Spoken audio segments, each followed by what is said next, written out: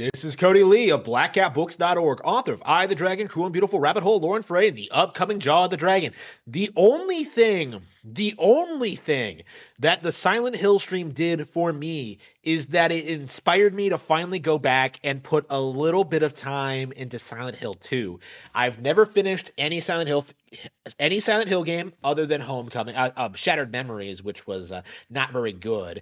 I've only I own the original, got a little bit into it, kind of dropped it. I probably should boot it up again. But I own 2 and 3 on the HD collection, and for the longest time, I've been putting off like playing these games. So I decided, like, this Halloween I'm gonna play them. Okay, so and that's all. That was all that happened after the Silent Hill stream. My view, Konami's Silent Hill presentation, their Silent Hill Direct, was a complete disaster from like a presentation standpoint, from an announcement standpoint, from just an all around just demonstration in general. Like, I think after seeing this and seeing the reaction that the fans have had, the extremely lukewarm reaction that fans have had, I think it's safe to say that the Silent Hill IP is dead.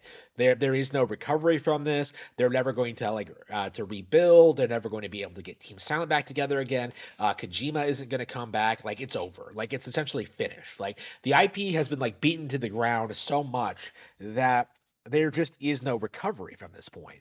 And I think a big reason for this is that the audience has aged out of it.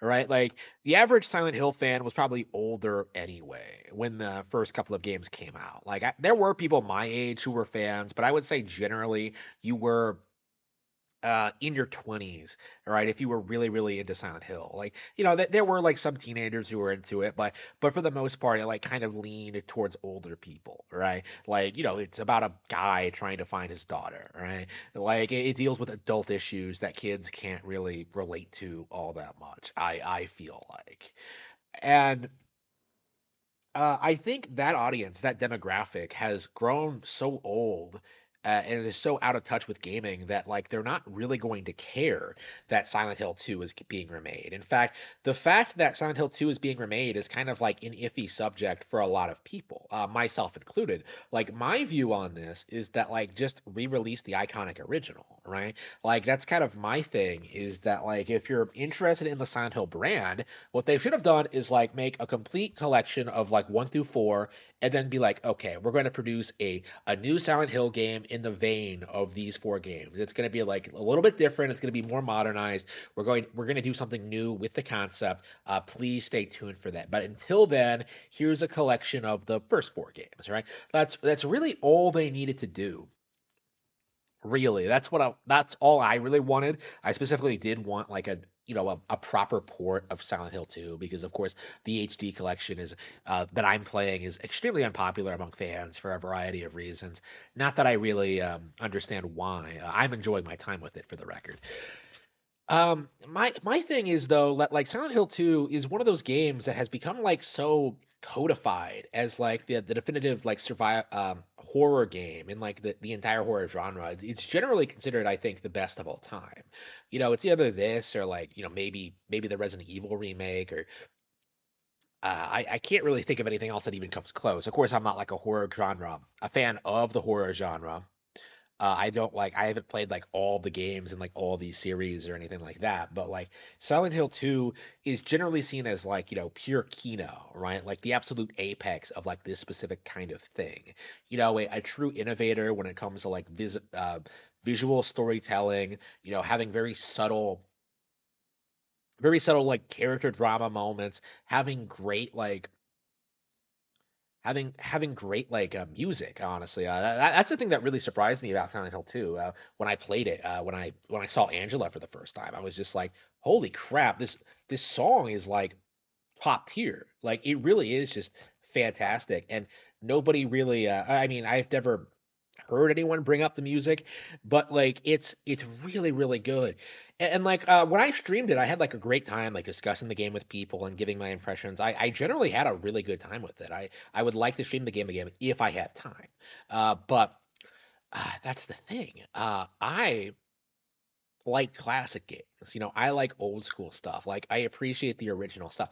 Like people like me are not going to go for the remake, right? Like I have no interest in the remake whatsoever because I know that Konami is going to do something to mess it up. Whether they'll remove the alternate endings or like make one canon definitively canon or like kind of canonize some stuff that shouldn't be canon or you know, adjusting the gameplay. Like there's all these things that I think like will really alienate like the hardcore fans who are the people that you really should be trying to impress with this. Honestly, I don't see why they're remaking Silent Hill 2 because even going from like Silent Hill 1 to Silent Hill 2, you can see like a lot of improvements, in the visual department and stuff like that. Like why do they not just remake the original? Like if you're going to go down that route, like if you're going to remake a Silent Hill game, like do the original, the one that's been outdated. Well, Shattered Memories is technically a remake, but it's so different anyway, and it's kind of an example of what I'm talking about when developers don't understand what made the original popular, that really made the original iconic and like the best of its kind in certain ways. I I never really hear Silent Hill fans talk about like Shattered Memories at all. Like I think it was fairly popular by like modern Silent Hill standards when it came out. But like for the most part, it's a walking simulator. All right, like I played the game and honestly don't even remember anything about it. Actually, yeah, maybe I should like take it off the shelf and play it again. Do I have it? Like, where is it? Anyway, it's weird to think I have a physical copy of it. It's not a game I think about very often, but um. Yeah, they announced a bunch of Silent Hill projects. I think they had announced like a movie. I think they announced I think they announced the new game, Silent Hill F, which seems to be set in like a Japanese setting, which kind of goes against the entire premise of what Silent Hill is, because since it's supposed to be like, Silent Hill is an American town.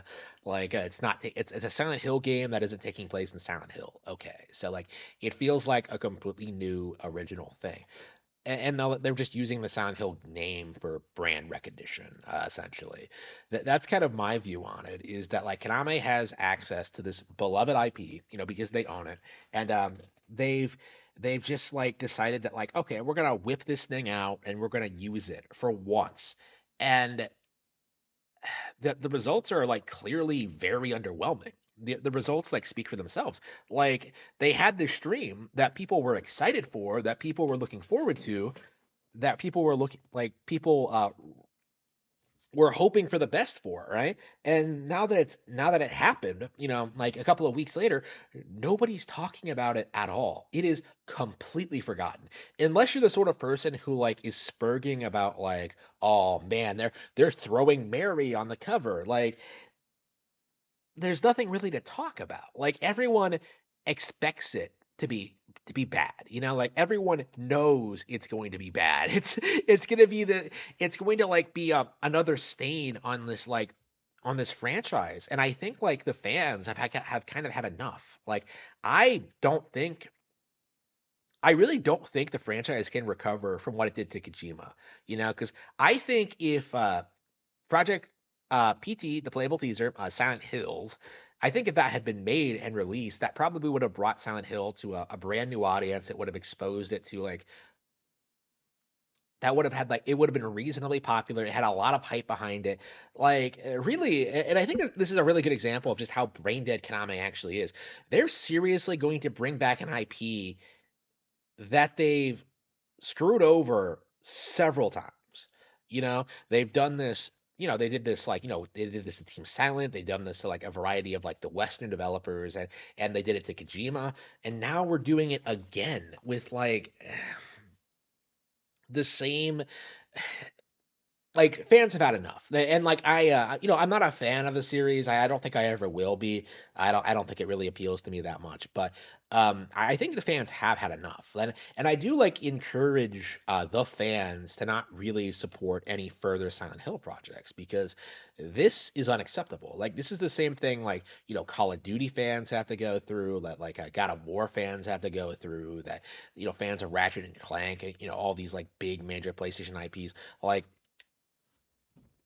Like these companies just run these franchises into the ground, milking them to death because they quite literally cannot come up with anything original or new.